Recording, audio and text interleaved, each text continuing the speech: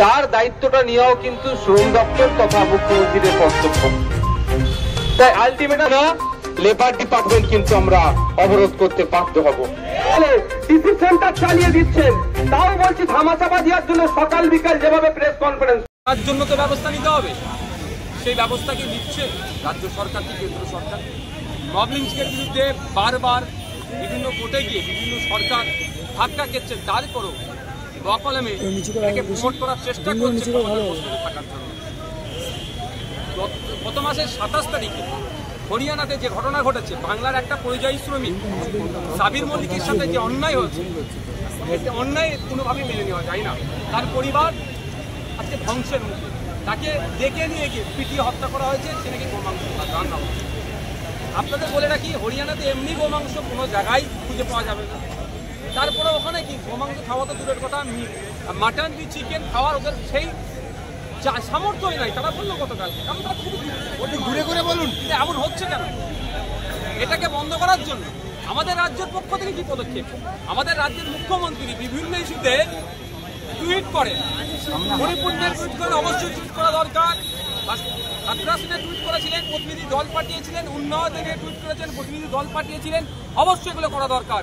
এখনো পর্যন্ত মুখ্যমন্ত্রী বাংলার পরিযায়ী শ্রমিক সাবির মল্লিককে নিয়ে কোনো কথা গা পর্যন্ত কাটতেন না। যেই সাবিরদের ভোটেই কিন্তু মুখ্যমন্ত্রী ক্ষমতায় আছে। সাবিররা যদি ভোট দেওয়া বন্ধ করে দেয়, মুখ্যমন্ত্রী নবান্নে যাওয়াটাও বন্ধ হয়ে যাবে, তাহলে কালীঘাটে থাকতে হবে। কিন্তু এই সাবিররা যখন রাস্তাঘাটে কুকুর বিড়ালের থেকেও খারাপ অবস্থায় নির্যাতনের শিকার হচ্ছে, সাবিরদের যিনারা রেহবার বলে দাবি করছেন, সাবিরদেরকে যারা বলছেন আমরা বুক পেতে দেবো, তাদের কোনো শব্দ খরচ করতে দেখিনি। আমি ধিক্কার নিন্দা জানাচ্ছি। আমি আশা করবো মুখ্যমন্ত্রী এটাকে কনডেম করবে। সাথে সাথে জায়গা থেকে বলে যায় আপনাদের, এখনো পর্যন্ত সরকারিভাবে কোনো অনুদান বা ক্ষতিপূরণ দেওয়া হয়নি। আমি 1 সপ্তাহ টাইম দিয়েছি। রাজ্য সরকার যদি ক্ষতিপূরণের ব্যবস্থা না করে, তাহলে কিন্তু আমরা বৃহত্তর আন্দোলনে নামতে বাধ্য হব। আমরা চাই তার পরিবারকে যে চাকরি দেবে, কি চাকরি দেবে না দেবে, পার্মানেন্ট চাকরি দেবে না ওই ক্যাজুয়াল কন্ট্রাকচুয়াল দেবে, সেটাও ডিসক্লোজ করা দরকার পাবলিক ডোমেইনে। আমরা অপেক্ষায় আছি। আমরা আপনার মিডিয়ার মাধ্যমে সরকারের কাছ থেকে জানতে চাই, হরিয়ানা পুলিশের সাথে আমাদের রাজ্যের পুলিশের কি যোগাযোগ এখনো তৈরি হয়েছে? ওই মার্ডারটার প্রোগ্রেস কি আছে? কজনকে অ্যারেস্ট করেছে? কি কি ধারায় অ্যারেস্ট করেছে? এফআইআর কপি কোথায় এবং পোস্টমর্টম রিপোর্ট কোথায়? এগুলো কি আমাদের রাজ্য প্রশাসন কি কালেক্ট করেছে? কোনো কিছু হলেই বিভিন্ন জায়গাতে প্রতিনিধি দল পাঠায় পার্টির পক্ষ থেকে, সে পাঠাবে কি পাঠাবে দেখার দরকার নেই। এক্ষেত্রে হরিয়ানাতে কেন পশ্চিমবাংলা প্রশাসনে একটা টিমকে পাঠালো না, যে কি ঘটনা ঘটেছে তাদের বিরুদ্ধে কঠোর ব্যবস্থা নেবে? কেন এগুলো হলো না? এই নেগলিজেন্সি কেন? কেন এত গাছাড়া মনোভাব? কেন এত এড়িয়ে যাওয়ার চিন্তা ভাবনা হচ্ছে? এই প্রশ্নগুলো থেকে যাচ্ছে।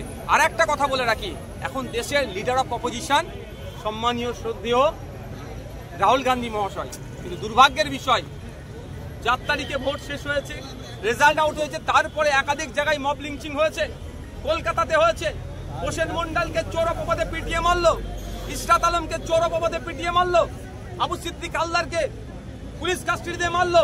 বিভিন্ন ঘটনা ঘটছে। ইভেন তিলোত্তমাকে যে খুন হয়েছে আরজি করে, যে ঘটনা সারা ভারতবর্ষ নয় পৃথিবীর বিভিন্ন দেশে প্রতিবাদ হচ্ছে, সে অর্থে রাহুল গান্ধী সাহেবকে মুখ খুলতে দেখলাম না।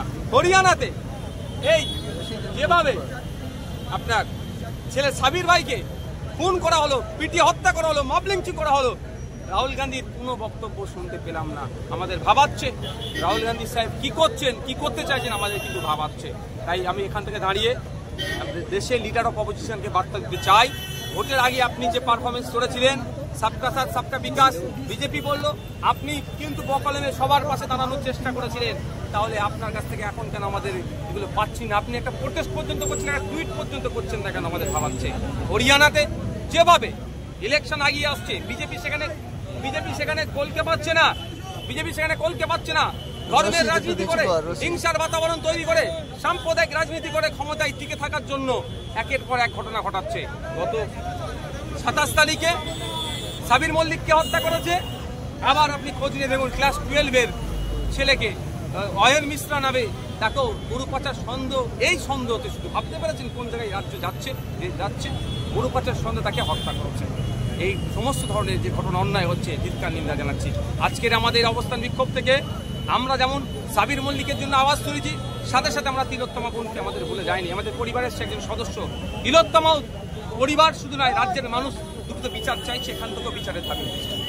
যেভাবে রাজ্য সহ দেশে যেভাবে ঘটনা করছে এবং ঘটনা করছে, এর জন্য কি আলাদা করে আইন পাস করার প্রয়োজন? মব লিঞ্চিং নিয়ে তো অলরেডি ছিল। পশ্চিমবাংলায় বিধানসভাতে একটু কিছু শব্দের আদান প্রদানের জন্য নাকি রাজ্যপাল সিগনেচার করছে না।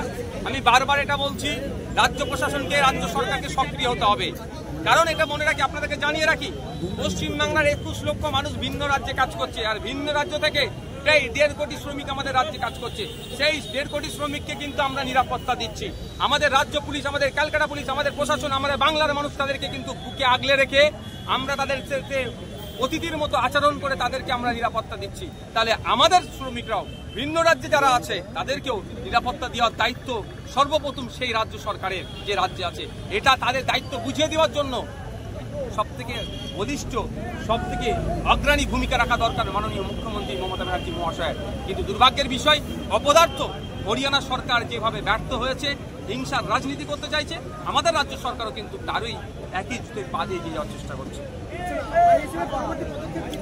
আমরা 1 সপ্তাহ টাইম দিচ্ছি। রাজ্য সরকার যদি ক্ষতিপূরণের না ব্যবস্থা করে, তাহলে আমরা কিন্তু আগামী দিনে লেবার দপ্তরে আমরা এই প্রশাসনের কি একেবারে ভয় দেখিয়ে দিলেন যে লাঠি নিয়ে কি যেতে হলে? আমি লাঠি নিয়ে মিন্স মানে ওই ভাববেন না, কেন নিজের সাথে বলছি, এটা যেন কেউ করবেন না। আমরা যেটাই করি গণতন্ত্রের মতো, গণতন্ত্রের বাইরে একটা কাজ করি না, করবো না, আর সমর্থনও করি না। আমি বোঝানোর জন্য এটা বললাম যে খালি হাতে যাচ্ছি, মারছেন, লাঠি নিয়ে যাবো তাও মারবে।